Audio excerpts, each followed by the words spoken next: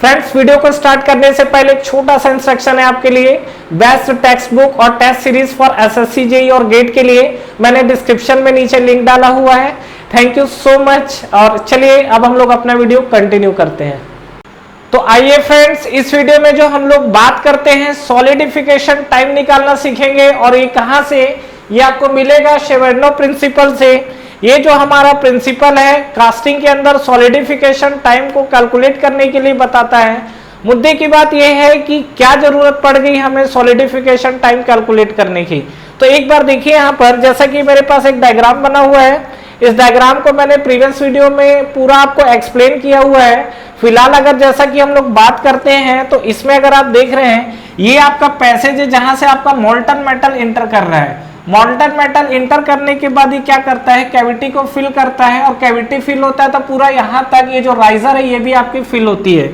और जैसा कि हमको पता है क्या, जब ये लिक्विड आपका सॉलिडिफाई होगा तो पूरा क्या होगा, सिकुड़ेगा तो यहां से क्या करेगा, इसको और मोल्टन मेटल की जरूरत होगी। अदरवाइज क्या है, कास्टिंग प्रोडक्ट आपका कैविटी के साइज से छोटा बनेगा। तो राइजर क्या करता है, इसको प्रॉपरली फ्लूइड सप्लाई करता रहता है। मतलब आपका जो राइजर है वो मोल्टन मेटल किसको सप्लाई करेगा, कैविटी को। तो डेफिनेटली अगर ये चीज यहाँ पे हो रहा है तो हमारा डिजाइन कुछ ऐसा होना चाहिए कि राइजर का जो सॉलिडिफिकेशन टाइम है, वो कैविटी के सॉलिडिफिकेशन टाइम से ज्यादा होना चाहिए। तभी तो आपका राइजर क्या होगा, लेट से सॉलिडिफाई होगा।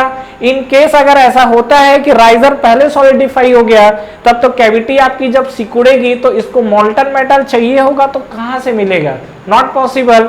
तो हमेशा एक चीज ध्यान रखिएगा, ये जो सॉलिडिफिकेशन टाइम है जिसको मैं TS लिख रहा हूं, ये हमेशा आपको क्या होगा, राइजर का ज्यादा होना चाहिए। मतलब राइजर का जो मटेरियल मोल्टन मेटल है उसका आपका क्या होगा, सॉलिडिफाई ज्यादा होगा compare to solidification time of the what, cavity. तो solidification time of the riser is much greater than, और greater than, not much greater than solidification time of the cavity. और इसी सॉलिडिफिकेशन टाइम को हम लोग calculate करना सीखेंगे कहां से, शेवर्ने प्रिंसिपल से।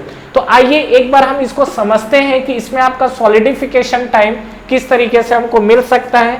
तो शेवर्ने ने क्या किया, अपना एक फॉर्मूला दिया हुआ है सॉलिडिफिकेशन टाइम के लिए। तो यहां पर सबसे पहले हम लोग देखते हैं क्या, this is the solidification time. और सॉलिडिफिकेशन टाइम है, इसको बेसिकली हम लोग किससे रिप्रेजेंट करते हैं, TS से। और TS की अगर हम लोग बात करें तो इन्होंने क्या किया, that is equal to V by, not equal to, that is the proportional to, solidification time is directly proportional to volume. E जो मैंने लिखा है दैट इज द वॉल्यूम, और जो मैंने A लिखा हुआ है ध्यान रखिएगा, it is the surface area not a cross sectional area. इसीलिए इस चीज को कंफ्यूजन से बचने के लिए मैं यहाँ पर SA लिखा हुआ हूँ। जहां पर आप V जो है, V आप किसको रिप्रेजेंट कर रहे हैं, दैट इज कॉल्ड वॉल्यूम।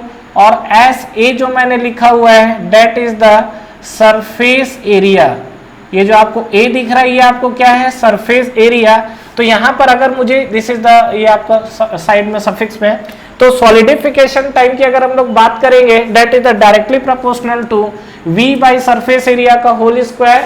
और यहाँ पे अगर देखिए हम लोग बात करते हैं, अगर इस प्रोपोर्शनैलिटी को हटाएंगे तो definitely TS equal to solidification time equal to एक आपका कांस्टेंट आता है दैट इज K, और इसको हम लोग क्या बोलते हैं, that is called solidification factor. और यहाँ पे अगर आप देखेंगे तो ये आपको क्या मिल जाएगा, that is the V by SA का स्क्वायर। ये चीज आपको क्लियर है यहाँ तक, तो इस चीज को आप जरूर ध्यान रखेंगे। चलिए अब हम लोग बात करते हैं कि अगर मुझे किसी भी, कोई भी अगर आपका शेप है, उस शेप का, अब जैसे मान लो आपका प्रोडक्ट भी कोई शेप का हो सकता है, और अगर राइजर की बात करूं तो राइजर भी आपके अलग अलग शेप के हो सकते हैं।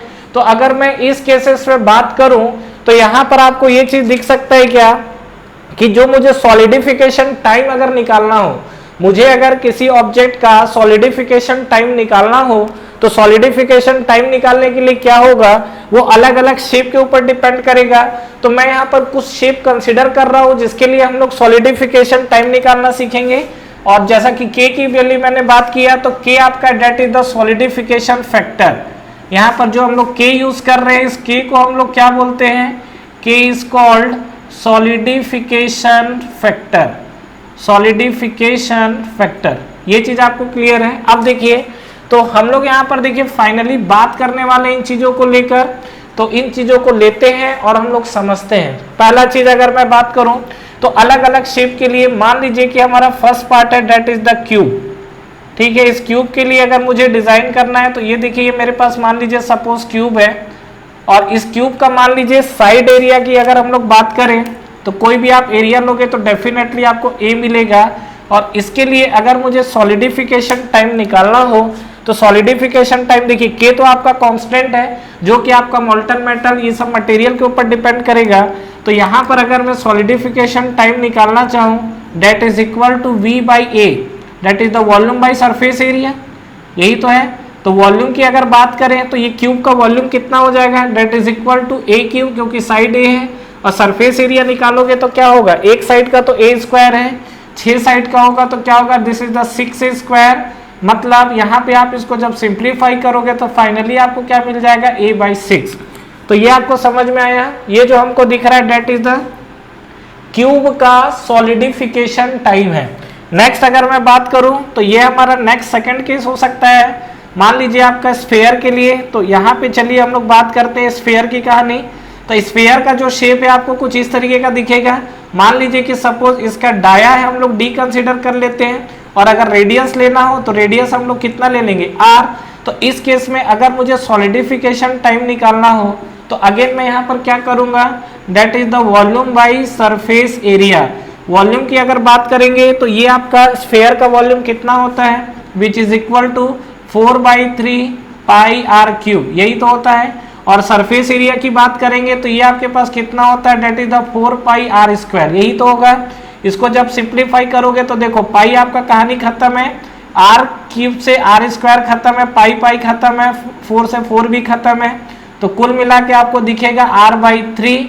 और इसको अगर डाया के फॉर्म में लिखेंगे तो r को d/2 लिख सकते हैं। तो यहाँ पर मैं d/6 इसको डायरेक्ट लिख सकता हूँ। एक चीज ध्यान रखिएगा, ये जो आपका स्फेयर है दैट इज इंपॉर्टेंट है, इस चीज को आप ध्यान रखेंगे। स्फेयर और सिलेंडर ये तीन चीज का आपसे सबसे ज्यादा आपको यूज में आने वाला है। मैं आपको जस्ट निकालने का तरीका सिखा रहा हूँ कि किस तरीके से हम लोग इस चीज को निकाल सकते हैं। थर्ड अगर मैं बात करूँ तो मान लीजिए कि सपोज मेरे पास जो शेप है दैट इज द सिलेंडर, और इस सिलेंडर को लेके बात करेंगे तो मान लीजिए कि ये हमारे पास एक सिलेंड्रिकल शेप है, जिसका अगर मैं डाया को लेके बात करूं तो मान लीजिए इसका डाया हमारे पास d है। और इसकी अगर मैं लेंथ की बात करूं तो लेंथ या हाइट आप जो भी ले लो, मान लो मैंने l ले लिया लेंथ, ठीक है। तो इस कंडीशन में अगर आप निकालोगे सॉलिडिफिकेशन टाइम, इसमें होते हैं लोग कंफ्यूज, क्यों, देखते हैं। यहाँ पर अगेन आपका आएगा volume divide by surface area. Volume आप निकालोगे तो क्या मिलेगा, सिलेंडर का वॉल्यूम कितना होता है, π/4 d स्क्वायर, और ये कितना मिलेगा, l। तो यहाँ पे अगर हम लोग बात करेंगे तो ये आपको मिलेगा this is the π/4 d square l divide by, जो सरफेस एरिया की बात करेंगे। अब बताओ सरफेस एरिया कितना होगा। तो सरफेस एरिया अगर आप बात करोगे तो आपको क्या क्या चीजें दिख रहा है। सबसे पहला चीज ये देखो, ये सरफेस एरिया क्या होगा, πdl। तो ये तो हमने लिख दिया πdl, तो यहाँ पर मैंने चलिए लिख दिया πdl। लेकिन ये क्रॉस सेक्शनल एरिया भी तो रह गया है, तो इसको हम लोग क्या लिख सकते हैं, that is equal to π/4 d square, ये होगा। लेकिन π/4 d स्क्वायर एक साइड का है, दोनों साइड का लिखोगे तो क्या करना पड़ेगा, इसको करना पड़ेगा इंटू 2। ये आपको क्लियर हुआ। तो ये जो हमने निकाला हुआ है ये हमने सॉलिडिफिकेशन टाइम सिलेंडर के लिए। अब इसको आप सिंप्लीफाई करना चाहते हो तो कर सकते हो, कोई दिक्कत नहीं है। अब जैसा आप देखोगे तो πdl, तो l तो आपका खैर है, π/4, पाई और d आप हर जगह से हटा सकते हो।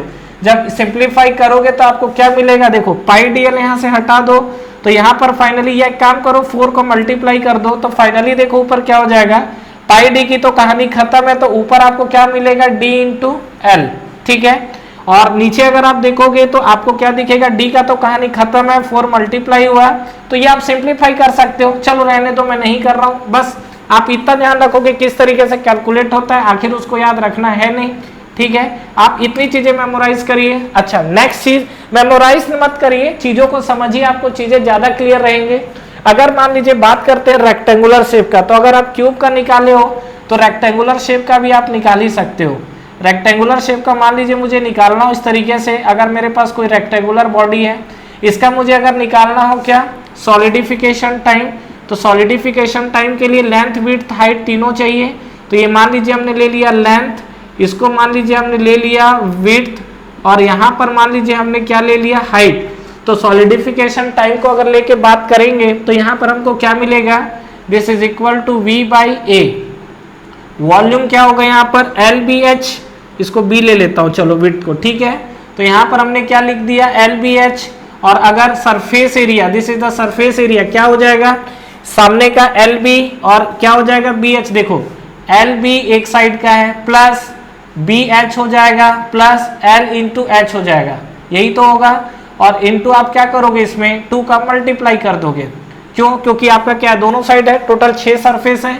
तो ये हमारा सॉलिडिफिकेशन टाइम निकला हुआ है। तो इस तरीके से फ्रेंड्स आप किसी भी बॉडी का सॉलिडिफिकेशन टाइम निकाल सकते हो। और जो सबसे ज्यादा इंपॉर्टेंट चीज ध्यान रखने वाली, इस चीज को ध्यान रखिएगा कि जो सॉलिडिफिकेशन टाइम है, वो सॉलिडिफिकेशन टाइम हमेशा आपका क्या होगा, राइजर का ज्यादा होता है कंपेयर टू कैविटी का, ठीक है। क्योंकि कैविटी सॉलिडिफाई होगी तो राइजर से मोल्टन मेटल लेगा, लेकिन अगर राइजर ही सॉलिडिफाई हो गया तो राइजर देने का कोई अस्तित्व ही नहीं रहेगा, कोई तुक ही नहीं है। क्यों, क्योंकि जब कैविटी को जरूरत होगा मोल्टन मेटल तो कहां से लेगा। क्लियर है। तो thank you very much for watching this video. Friends इस वीडियो को लाइक करिए, ज्यादा से ज्यादा फ्रेंड्स के साथ शेयर करिए, और इस चैनल को सब्सक्राइब करना ना भूले, और बेल नोटिफिकेशन जरूर प्रेस करिएगा, जिससे जो भी लेटेस्ट वीडियो अभी आ रहे हैं और जो भी आपके वीडियोस अपलोड हो रहे हैं वो आप तक पहले पहुंचे। और फ्रेंड्स हमारा टेलीग्राम चैनल भी है जिसको आप ज्वाइन कर सकते हैं, जिसका लिंक नीचे आपको डिस्क्रिप्शन में और फर्स्ट कमेंट बॉक्स में मिल जाएगा। तो ठीक है फ्रेंड्स, तैयारी करते रहिए। Wish you all the best.